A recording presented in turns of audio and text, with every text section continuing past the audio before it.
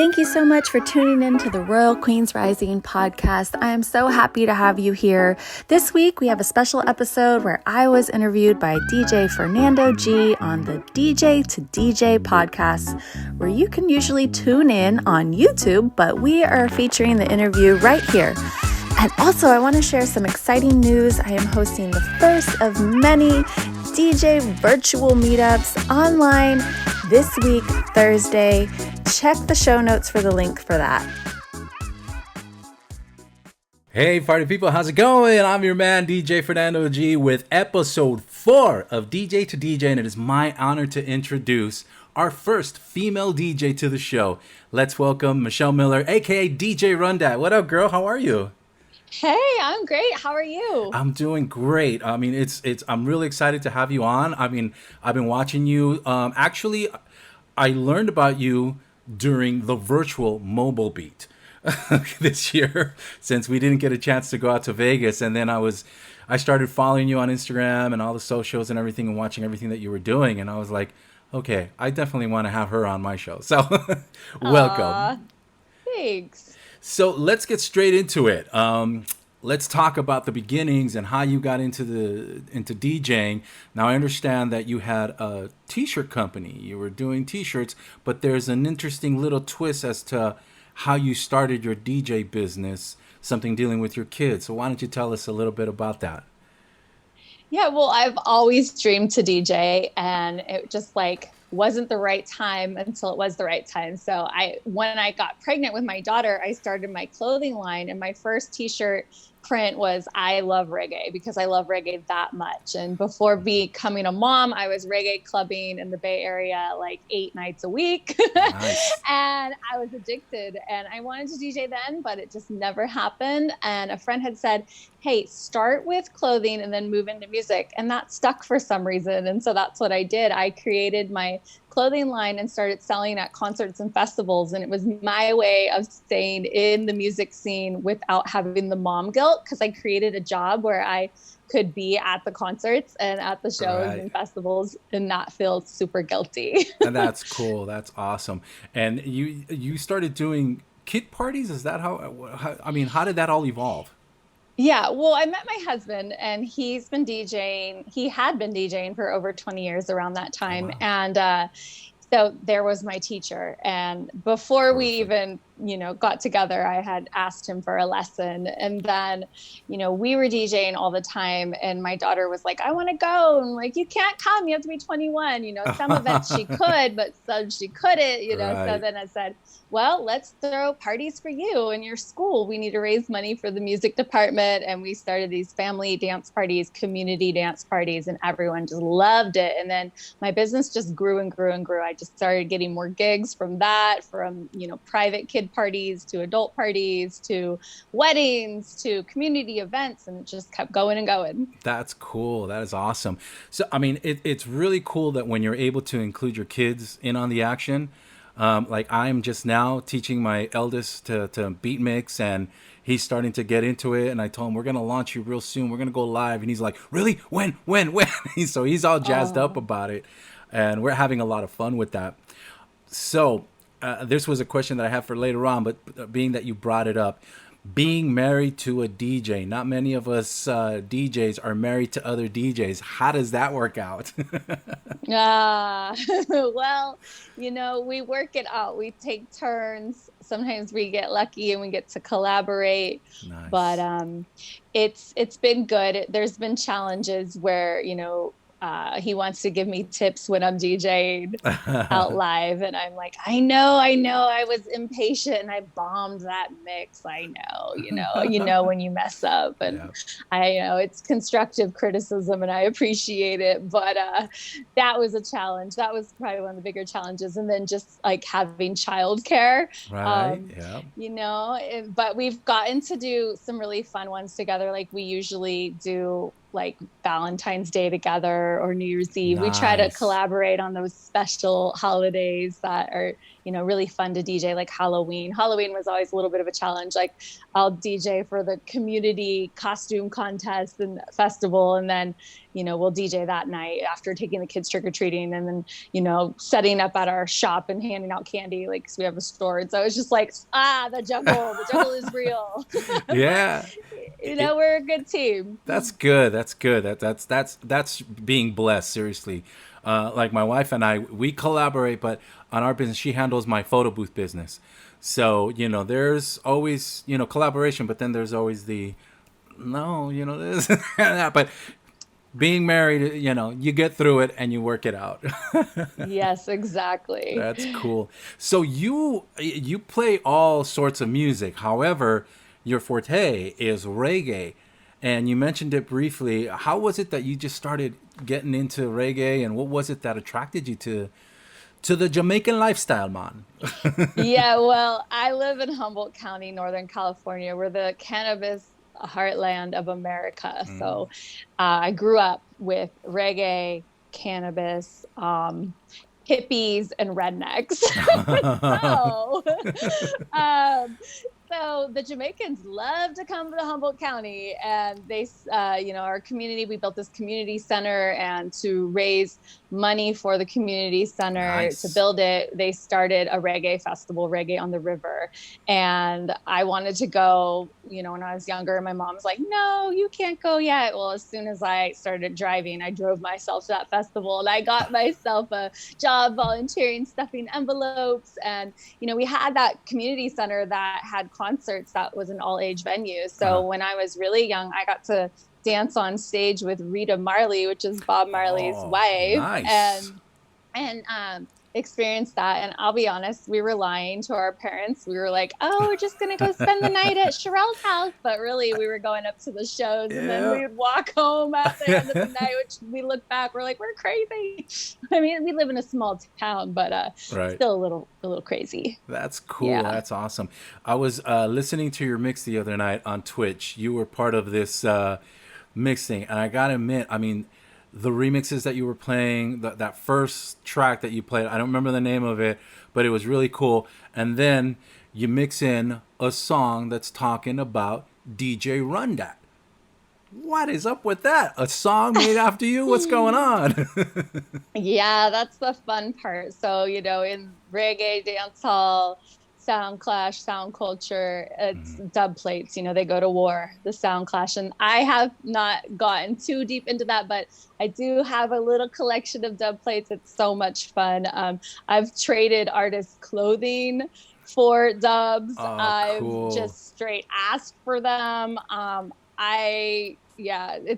It's a lot of fun. That's a Gappy Ranks dub plate. And fortunate, like my husband's also a producer, and we have a music studio, and I've actually produced some concerts myself. I brought the Jamaican dancehall queen Cecile here, and I brought DeMarco. And so, you know, and he's brought lots of artists too over the years. You know, people want to come to Humboldt County. And so I got lucky, you know, and I got that dub plate just by asking and, you know, networking and making friends. That's cool. Yeah. And that was one of the things that I really liked about you when I saw you on the Mobile Beat virtual seminar that we had. And you talked about that, about how you just decided to ask and say, hey, can I do that? And things started to work out for you. And it's interesting because there's a lot of us. I was one of those people that I was always afraid to ask. You know, my background is in radio. I started at a local radio station here called Power 106. I don't know if you're familiar with it, but it was back in the days, in the late 80s, early 90s, it was the #1 station. And I got in there and I was doing the music research department. And I always wanted to mix, but I never really just said, hey, program director, can I do this? You know, can I do that? I stuck with the position where I was at. Whereas my buddy, world-renowned record producer, remixer, DJ Richard Vision, he took off. And that's where he got his start, because he went in and asked, you know, and that's why I think it's important that we do that you just take the effort like the way you did, and you exploded. You just did your thing. It's so powerful. I mean, I preach it all the time. I mean, what's one of my best secrets is just asking, knowing what you want, number one, and asking and being brave. Being brave. That's the important thing. That's the important thing. So I love the fact how you're empowering women to enter the DJ realm, and you've come up with a cool project, Queens on Decks, which I've been checking out, and you guys have some very interesting conversations. I mean, it's interesting because I've had some colleagues here locally that have talked about, that have told me that a couple of times, you know, when a potential client reaches out to them, they realize that it's a female DJ and they're kind of like shy away. However, you know, female DJs have been around since the 70s, you know, and back in the disco era. But it seems like in more recent years, even though they've been around forever, a lot of female DJs are just exploding. Maybe it's because of social media and all that stuff. But you are taking it to the next level and empowering these women to do it. Tell us about that, about what your works are with the female DJ realm.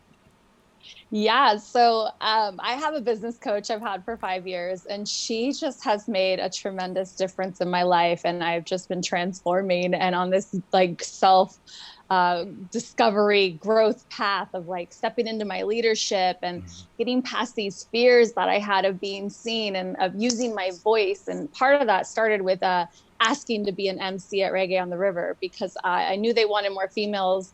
And so I just asked, and that was a huge step. I mean, to be on stage and announce artists was scary. And, you know, I wrote a book and that helped me build. And that was also because my business coach was like, you know, you can write a book, you can create a digital course, you can, you know, move your business online and you can mentor. And there was all these possibilities. And I was like, that sounds amazing. I live in this tiny town. My potential my potential for growth is a little limited because there's like 1,000 people here, but there's this whole world, 7 billion people, or almost 8 now, that I could reach and make an impact with. And I learned the importance of sharing your story. And I really wanted to just help others because, you know, I saw the value I was getting from having a business coach. So I took some of the strategies. I started the Queens on Deck online show almost 2 years ago. I started interviewing female DJs. I got connected with Zambia, Africa, which was really cool. I've interviewed like 8 DJs from there. They invited me to come speak over there. They want me to help them set up a female DJ school. And it's like, I really didn't know all the opportunities that were going to happen. Like I didn't even think I would write a book. I mean, maybe it was in the back of my mind, oh, one day that'd be cool. But like all these things start happening because I created the digital course on how to start a DJ business. And then I turned that into the book. And then I started interviewing the DJs and networking online. And then I got noticed by Mobile Beat. And it just goes on and on and on. You know, you just keep putting yourself out there. I'm super passionate about just helping others, sharing what my experiences are, because that's how I learn, is from experiences and hearing other people's experiences. Like we can really learn from each other, and knowing the importance of having like the support. The support is like amazing, and being able to relate to other DJs. So I've built this community, the Female DJ Facebook group, the online show, which is now turned into a podcast, Royal Queens Rising, just launched it. It's a movement. It's a movement. And, you know, what took me so long back in the day thinking, you know, this was a dream from high school. And here we are 20 something years later, and it's all happening, and it's magical. And, you know, you might not even realize you want a DJ, or that there's a DJ in you. I think there's always that one friend that always has all the requests or is controlling the music, and they might not have even thought I can do that too, because it had been male dominated for so long, and it still is. The percentages I hear are 10 to 20% are female. So, you know, I'd love to see more women just going for it. Like, just get past the fears and just do it. It's so much fun. It is. It's a blast. I mean, I love the fact that female DJs are out there. I mean, I have several friends here, DJ Mina Mix. A few years back, I met DJ Jess, whom you've had on your show quite a few times. And she's awesome. I mean, she's got this style, this way of mixing, and she just has it out there. There's Annie Starr. I mean, just so many female DJs out there that are tremendously talented. And like you say, unfortunately, there's been that stigma that a DJ is a guy, you know, and it has nothing to do with that. You know, it just, whoever can get on the decks and make people move and have a great time, that's all it takes. It doesn't matter, male or female, you know what I mean? And it just, to me, it's like, I love how you are taking the platforms and going for it. I just love that. Well, thank you. Yeah, I had a funny experience. I was doing a country wedding, and this little boy, younger boy, he's like, "What are you doing?" I was like, "I'm the DJ." And he goes, "I thought only men did that." I was like, "Oh, I guess I better go DJ some more in that town, show them what's up." That's exactly right. Exactly right. So you mentioned your book, and you kind of briefly tapped into it. Tell us about it. What was the inspiration behind the writing and everything that you did? And just let loose. Tell us what it's all about. Yeah, well, really, it's about my journey into motherhood and entrepreneurship and just my love for reggae and all like these reggae stories I have. Like the first time I went to Jamaica, I was 18 years old and I got robbed by knife point going to buy records in downtown Montego Bay. And oh, wow, that was scary. And, it has some of my reggae stories, and it just has, my journey. And then it has just the introductory steps of like how to actually start a business, how to go from a hobby to business. We talk about the importance of contracts and the importance of, branding and, basic equipment and networking. And, it was something that I just kind of happened, honestly. I created the digital course, and then my business coach was like, after 3 hours of recording that digital course, that day, my coach was like, "Hey, there's your book, Michelle." And I'm like, "Oh my gosh, oh yeah, go write some more." And I wrote it in like under 8 weeks, and I wrote it through the holidays, and nobody was working but me. Like I was reaching out to my community, like, help, I need help formatting this. And I self-published on Amazon. I reached out to someone on Fiverr.com. They helped me edit it on Christmas. I got it out. I became a top seller, and it was, it's a lot about the journey for me, just like becoming an author. Like it took me a long time to be able to be like, I'm an author. I'm a best-selling author. I wrote a book. Like, really? And I'd like to write more because it was actually such a fun process. And, being able to just share that with everybody that, I've had really good feedback, put it in the public libraries. My friends like, this would be really good for high schoolers. Or like just the bank teller. He's like, you really inspired me to like keep going. Like my son was selling them at the festivals. Actually, this week, he's 7. He's like, "Mom, I want to go sell your books at the KOA campground down the road." I'm like, nobody's going to buy them down there. But I have given them to the employees because they get a lot of people from Jamaica come seasonally work over here. And I'm like, here, read my book. But it was just cool. It's just like, getting my story out there. Our stories are so powerful. Where can people that are viewing this get your book? So if you want to buy it and support that way, you can go on Amazon, search How to Start a DJ Business by Michelle Miller. Or if you want the free digital copy plus my free digital course, you just go to my website, DJ RunDat.com. There's a pop-up, fill out your name, email, and I send it to you. So before we got started here, we were talking about your DJ name, and I said, I'm probably going to have to ask that. How did you come up with DJ RunDat? So listening to so much reggae, you just hear them say, "RunDat, RunDat, RunDat" all the time. It's just slang, run things, run that. And I gave myself the name, and it just stuck. And I would meet reggae artists and get their autographs when I was younger, and they would be like, "What's your name?" And I'd say RunDat. And there was a movie, Third World Pop, and on the soundtrack it had a song that said, "We run things, things not run we. Everything we do, we have to do properly." And it was like, we just had this, me and my girls, when we were out reggae clubbing all the time, we were sassy. We're like, we run things. And we like would promote and pass out flyers because we wanted a role. We wanted to help out. So I gave myself it. It means, run things. That's cool. Now there's a lot of songs with it. My husband and I were going through Apple Music the other day, and he searched RunDat on his phone, and he was playing me all these RunDat songs and different rappers. And there's Joyner Lucas has one, and Hood Celebrity has one, and so. That is cool. That is cool. So you are an extremely busy woman. You got so many projects going on, and yet I believe you're a mother of 3. Two. Two. And how old are they?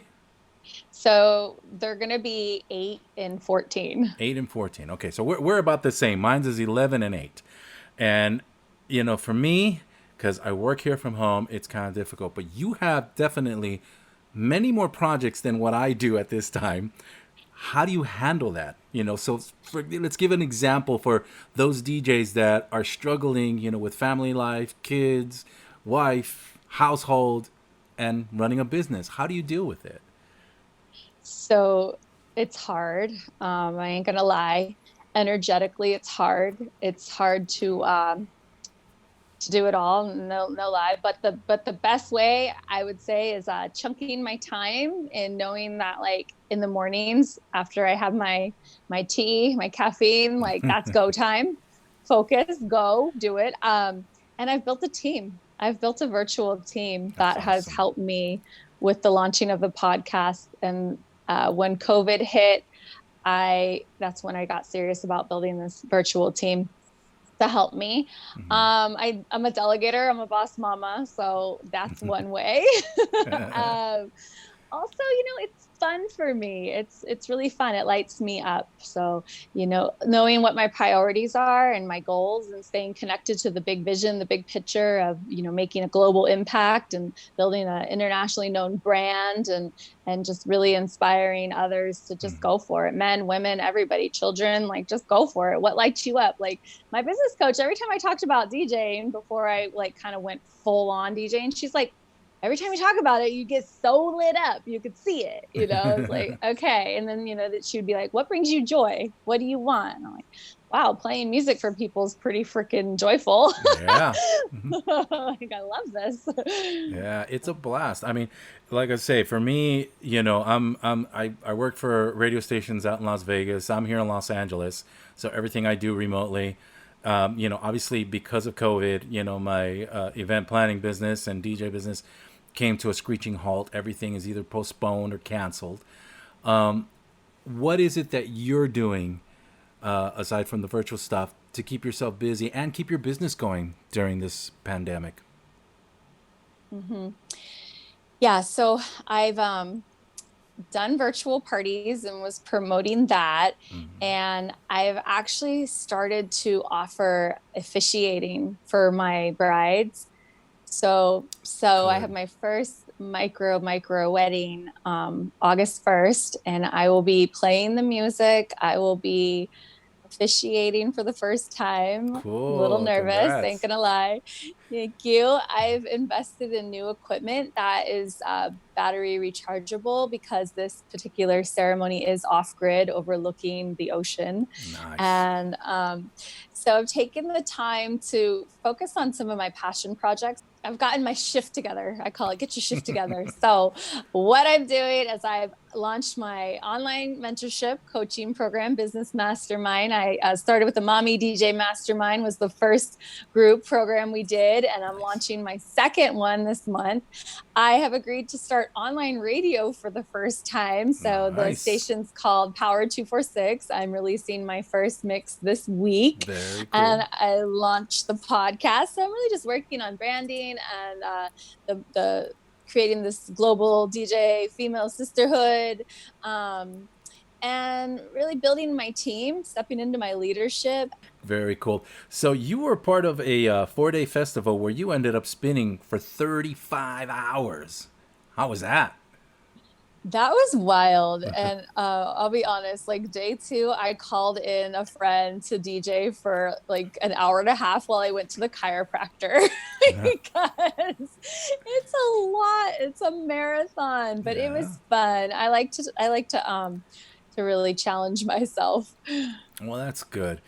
Well, look, Michelle, I want to thank you for taking the time to sit and talk with me. I just got started with this video podcast, and it's been going good. We just spoke with Joe Bunn. We got Rob Ferre lined up, and I'm hoping to get more of my female DJ friends on board as well. So we're going to be posting all your links here on YouTube so that everybody could, catch up with you and say hello and learn a little bit more from you, because you seriously are amazing at everything that you do, and I'm honored to be able to have you here on DJ2DJ. Thank you so much for your time. Thank you. Appreciate Thanks for tuning in. All right, you guys. And don't forget to hit the subscribe button, click that bell, and make sure you get that book, the bestseller, How to Start a DJ Business by Michelle Miller, DJ RunDat. She's awesome, guys. Check the book out. It's definitely going to be worth your while. Thanks again, Michelle. Have a great one. Thank you. You too.